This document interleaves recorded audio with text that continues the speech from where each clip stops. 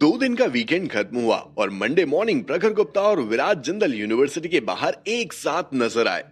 4 दिन पहले विराज जिंदल और प्रखर गुप्ता ने मिलकर मोटू शशांक की बैंड बजाई थी। विराज की ट्रिक के चलते मोटू शशांक का हाथ टूट चुका था। एक तरफ मोहित अपना टूटा पैर लेकर घूम रहा था तो दूसरी तरफ अब मोटू शशांक अपना टूटा हाथ। मोहित शर्मा के टेम्पर के चलते मोटू शशांक चुप बैठने वालों में से नहीं था। यही है वो दोनों, मारो इन्हें, अगर कुछ भी हुआ तो इसकी जिम्मेदारी मेरी होगी, मार मार के इनकी खाल उधेड़ दो। जैसे ही विराज जिंदल और प्रखर गुप्ता यूनिवर्सिटी कैंपस में दाखिल हुए, वो अभी अपनी बिल्डिंग के पास भी नहीं पहुंचे थे कि उन्होंने देखा मोटू शशांक और मोहित शर्मा कुछ लोगों को उकसाते हुए उन्हें मारने का आदेश दे चुका था। मोहित शर्मा और मोटू शशांक दोनों के हाथ पैर में प्लास्टर बंधे हुए थे। उन दोनों को देखकर हंसी रोकी नहीं जा सकती थी, लेकिन प्रखर और विराज जानते नहीं थे कि मोहित शर्मा और मोटू शशांक उनकी गैर मौजूदगी में क्या प्लानिंग कर रहे थे। आखिर प्रखर और विराज की सीना तानकर यूनिवर्सिटी कैंपस में घुसने की हिम्मत भी कैसे हुई, इसका जवाब जानना बहुत जरूरी था। अब चूंकि मोटू शशांक ने आदेश दे दिया था, तो देखते ही देखते 40 से 50 लोग भागते हुए विराज जिंदल और प्रखर गुप्ता की तरफ बढ़ने लगे थे।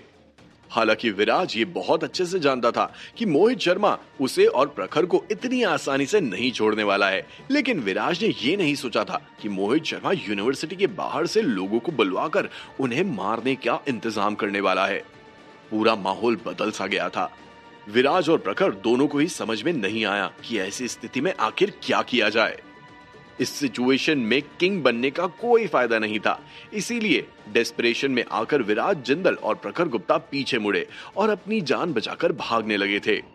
विराज और प्रखर को भागते ही भीड़ में से 4 काले कपड़े पहने आदमी बाहर आए और उन 40 से 50 आदमियों के सामने खड़े हो गए थे। विराज और प्रखर दोनों को इस बारे में कुछ नहीं पता था, वो तो अपनी जान बचाकर भागने में मशगूल थे। लेकिन जब विराज की नजर उन 4 काले कपड़े पहने आदमियों पर पड़ी तो उसे कुछ जाना पहचाना सा एहसास हुआ। देखते ही देखते कपड़ों के फटने की और हवा में चीखों की आवाज छाने लगी थी। वो 4 काले कपड़े पहने आदमी किसी वुल्फ की तरह उन 40 आदमियों पर घात लगा चुके थे। विराज के कानों में लोगों के नीचे गिरने की आवाज आ रही थी और देखते ही देखते वो 40 से 50 लोग सभी जमीन पर धराशायी हो गए थे। जब विराज ने पीछे मुड़कर देखा तो उसे उस सीन पर यकीन नहीं हुआ। धूल और मिट्टी से सभी लोगों को जमीन पर देखकर विराज के होश उड़ गए थे और जब विराज ने उन 4 काले कपड़े वाले आदमियों को देखने की कोशिश की तो उसे कहीं दिखाई नहीं दिए। उसी वक्त प्रखर गुप्ता, जो 100 मीटर की दौड़ लगा चुका था, जब उसे एहसास हुआ कि विराज उसके पीछे नहीं आ रहा है तो उसने भी दौड़ना बंद किया और हल्की नजर से पीछे मुड़कर देखा। एकाएक उसका भागना रुक गया था क्योंकि विराज के कदम जमीन पर गिरे उन लोगों की तरफ बढ़ रहे थे जो उन्हें मारने के लिए आगे बढ़े थे। ऐसा लग रहा था जैसे माहौल उनकी कंट्रोल में आ गया है। लेकिन उस सीन को देखकर प्रखर गुप्ता एकदम शॉक्ड था। प्रखर गुप्ता, जिसका पूरा ध्यान भागने में था, उसे एहसास ही नहीं हुआ कि उसकी पीठ पीछे क्या हो गया था। उस सीन को देखकर प्रखर को लगने लगा कि ये सब विराज जिंदल ने किया है। हाँ, तू तो साला छुपा रुस्तम निकला, कराटे किंग। जब तुझे इतना कुछ आता है तो भागने की क्या जरूरत थी, खाली पीली मुझे भी 100 मीटर दौड़ा दिया साले। ये बोलते हुए प्रखर गुप्ता विराज के पास आया और मजाकिया अंदाज में विराज के चेहरे पर एक मुक्का जड़ दिया। अबे पागल, मैं इतना पावरफुल होता तो क्या मैं भागता, बकवास कर रहा है। प्रखर की बात सुनकर विराज ने धीरे से प्रखर से कहा। सभी लोग विराज को देख रहे थे और विराज, जो सभी के सामने हीरो बन गया था, वो इस बात को जोर से बोलकर अपनी इज्जत पर फालूदा नहीं डालना चाहता था। प्रखर को तो अभी भी समझ में नहीं आ रहा था कि आखिर ये चमत्कार कैसे हो गया था। बहुत सारे लोगों और टीचर्स ने देख लिया है अभी जो भी हुआ। यूनिवर्सिटी के एंट्रेंस में भी कैमरा लगा है, सब कुछ रिकॉर्ड हो गया है। तो अब तुम दोनों देख लो कि यूनिवर्सिटी के डीन के सामने तुम क्या एक्सप्लेन करोगे।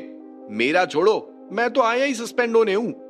एक तरफ जहां प्रखर अपनी मेंटल स्टेट को संभालने की कोशिश कर रहा था, तो वहीं दूसरी तरफ विराज के कदम सीधा मोटू शशांक और मोहित शर्मा की तरफ बढ़ रहे थे, जिनके दिमाग में शॉर्ट सर्किट हो गया था और उन्हें भी एकाएक समझ में नहीं आया कि आखिर ये क्या हुआ।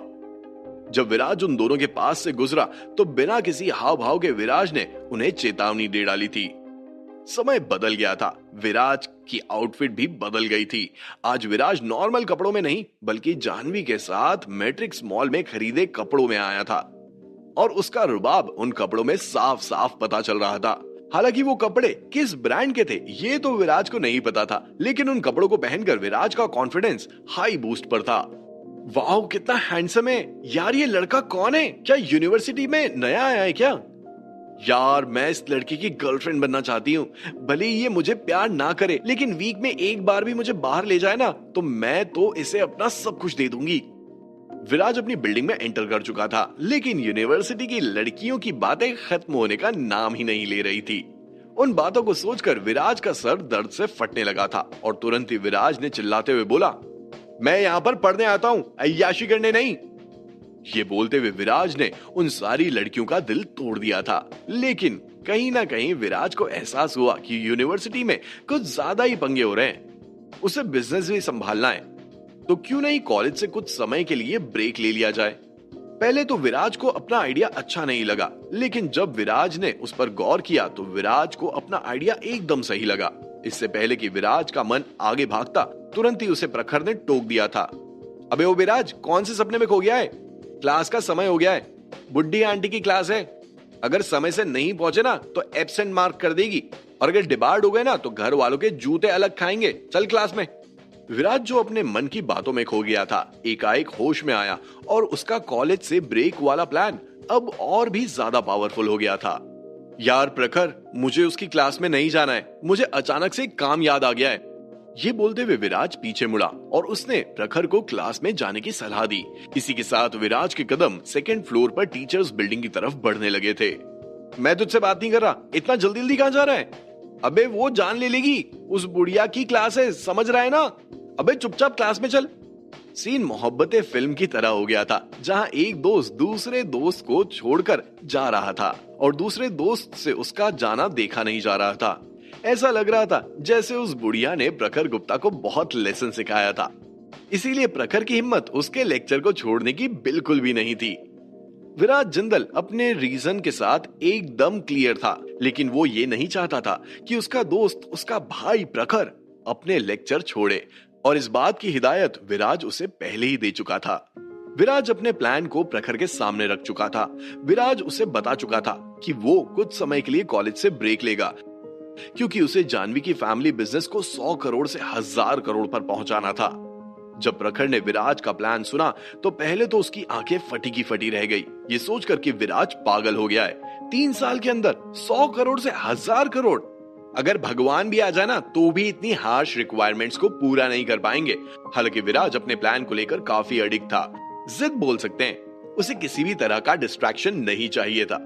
उसे पढ़ाई लिखाई छोड़कर अपना पूरा ध्यान सिर्फ और सिर्फ बिजनेस पर लगाना था, और इसीलिए उसका कॉलेज से ब्रेक लेना एकदम तय था। मैं तेरे साथ चलता हूँ, मुझे भी थोड़ा बहुत बिजनेस आता है, एक से भले 2, चल साथ चलते हैं।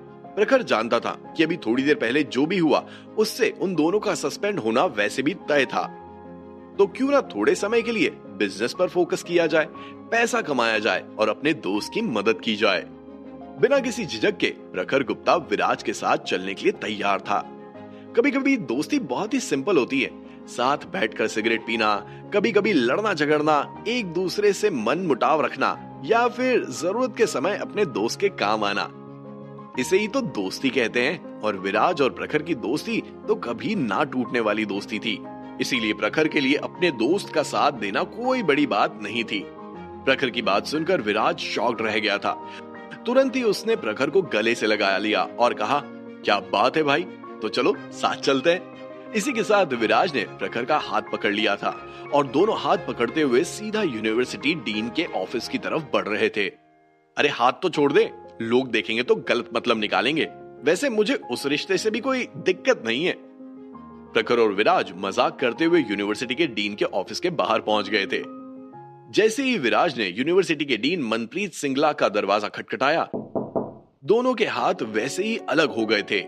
दोनों के एक्सप्रेशंस एकदम सीरियस थे। कम इन की आवाज आते ही प्रखर और विराज यूनिवर्सिटी डीन के ऑफिस जा पहुंचे थे। मनप्रीत सिंगला पिछले 20 सालों से रोजवुड यूनिवर्सिटी की डीन थी।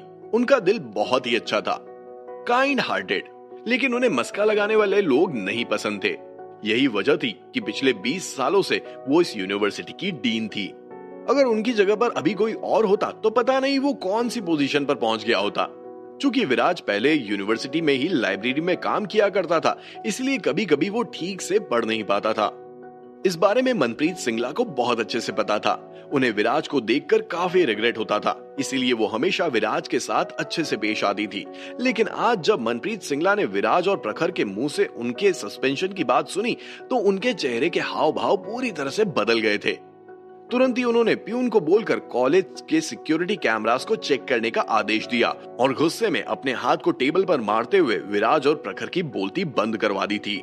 क्या विराज और प्रखर को सस्पेंशन मिलेगा या फिर उन्हें हमेशा के लिए ही कॉलेज से निकाल दिया जाएगा? आखिर विराज और प्रखर अपनी गवाही के रूप में मनप्रीत सिंगला से क्या कहने वाले थे? क्या मोहित शर्मा और मोटू शशांक को भी उनके ऑफिस में पेश होना होगा?